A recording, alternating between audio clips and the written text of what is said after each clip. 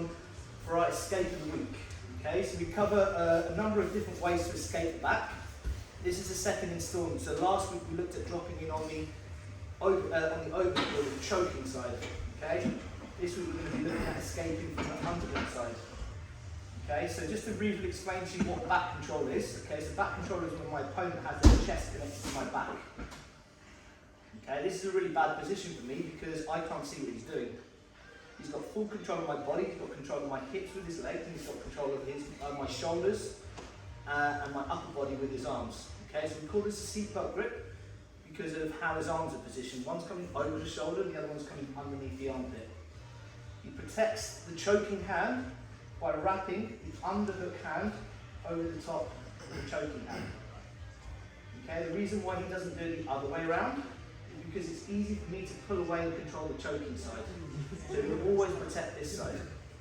Okay, the hooks are to stop me from being able to move my hips. Okay, so what I want to do first and foremost is to protect the choke.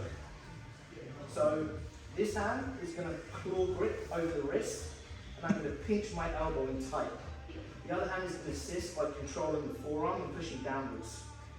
Okay, now from this position, I want to try and win my head position from this side. I want to try and get my head to the mat. Okay, if Jake does everything right, his aim is to try and bring his chin over my shoulder, okay, to stop me from doing this. So this is going to make things difficult for me. So what I'm going to do from here is I'm going to push everything down. I'm going to walk my hips down. I'm going to walk towards this side, look here, and I'm going to pummel my head, look here. So I'm going to bring my head on the inside, and I'm going to bring my head to the mat. From here now, it's much easier for me to escape my shoulders. So this is why I'm going to try and aim to get to the underhook side. Okay, so when I drop to use this escape, I'm always going from this side here. And as soon as my head and my shoulder hits the mat, I'm going to start walking, look here, my shoulders back. So I'm just going to start shimmying back so my back hits the floor. Now my back is on the floor, he's not connected to my back anymore. Okay, so Jake has to react from here. There's a number of things that he can do, but if he wants to try and maintain a strong position from here, his aim is to try and get on top into mount.